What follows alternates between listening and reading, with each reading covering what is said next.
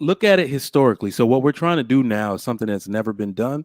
And the one thing that is very simpish of men to do is basically call for discipline of men without any restriction on the freedom of women. I have looked far and wide. Never has anybody ever achieved um, reunifying their community without putting strict like restrictions on male access to women and fatherly, like just basically putting the chastity belt on them. That's the one thing I believe like modern women do not want. So because when the talk is so strong about restriction to men simply because they don't want to have the accountability of having to do it for themselves. Literally everything that men can do in terms of restricting women is actually good for them. That's the crazy part about it. Keeping your daughter's legs closed is good for her because what does she ultimately want? Marriage. What do men ultimately want? Virtue and chastity. So it works better for everybody. Women don't look at it that way simply because it's restricted. What they want is to be able to open their legs to whoever they want to, but also get to marry who they want to. They can't have it both ways. And I agree with that. I don't think that that is cool, but what I do think will be best in the best interest for everyone is that everyone follow that rule in terms of just having self-discipline in general. So Enos touched on it. She touched on it. She said, if women keep their legs closed, dick discipline automatically applies. Literally the only way. So here's the funny thing about it. Bachelors and all this type of stuff, you had to abide by whatever the rules were because the father said, I love this girl. Like just imagine the intensity of a love that a man has for a woman he can't touch and how much it's intensified because he knows he has to marry her. He knows he has to go through all the motions. The way men used to do it is just like, hey, I got to scratch this itch. Let me go get a lady of the night because I can't do nothing because I got a girl that I'm courting. But because I'm a human, let me go do this off to the side while I'm doing everything the right way over here. That is the way it's been done simply because women close their legs. Whenever you do this type of thing the right way, men won't have virtuous women to smash. The bad part about it is that we have women that present well, women that dress well, that are in fantastic careers, that will make them assets to their family, but they're not wanted by men because they're slores. Like it's weird. All right, let me just pull this one up real quick. Okay. So James said, I will say this. A lot of men want sex like the alpha male players, but also want women to be chased. You can't have it both ways. And that was kind of what I was getting at because what happens in Yes, this you can. situation, Prostitutes what exist. happens in this situation is that at some point the women that you're smashing were chased and now they're not. No, So hang prostitutes. on. Never mind. So There have always been hoes. Always been hoes in society. so okay, because Trigger Mike's getting really passionate about this, and I love it. Prostitution is the oldest profession known to humanity, Mm-hmm. right? Yeah, absolutely. Yes, absolutely. Men want to sow their seeds and want wives that are chaste. They don't necessarily want to smash women that are chaste, right? They want to pick a partner that is virtuous, that is going to be a proper and accurate representation to how they feel they fit into society.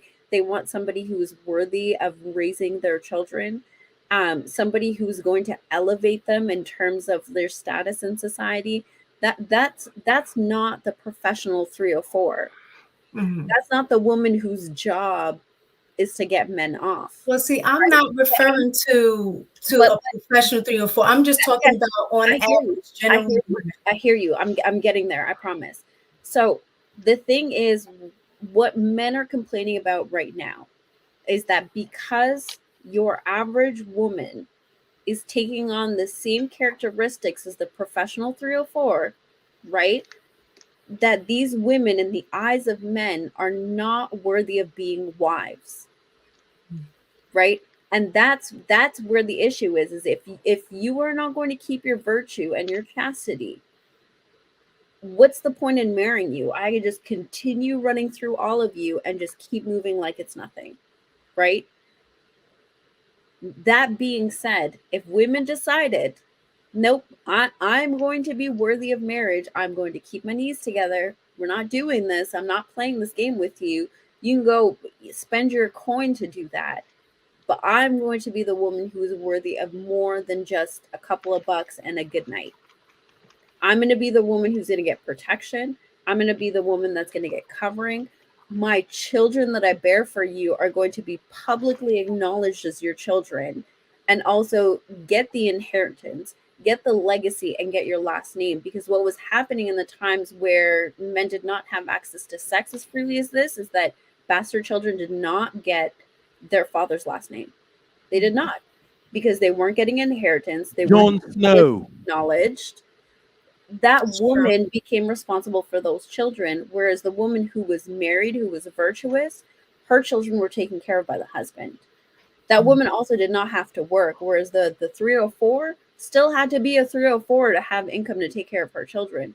And I think we've conflated the fact that this woman is having a good time and getting paid to do it, and now all of a sudden that's been glorified, and now women are looking to mimic that without understanding the repercussions of what that woman had to go through back then. Do you know That's the what? best explanation I've ever heard. Yeah. Do you know what's really crazy about all this? Because if you really look at it, even though we have things that we call socially acceptable in today's day and age, men somehow have found a way to judge women anyway on this. If you look at the community, especially as black men and eligible black men, they are choosing not to marry by default.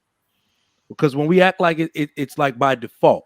The women who are outwardly projecting this image that they are promiscuous, like, twerking on them headlights. Come on, like what?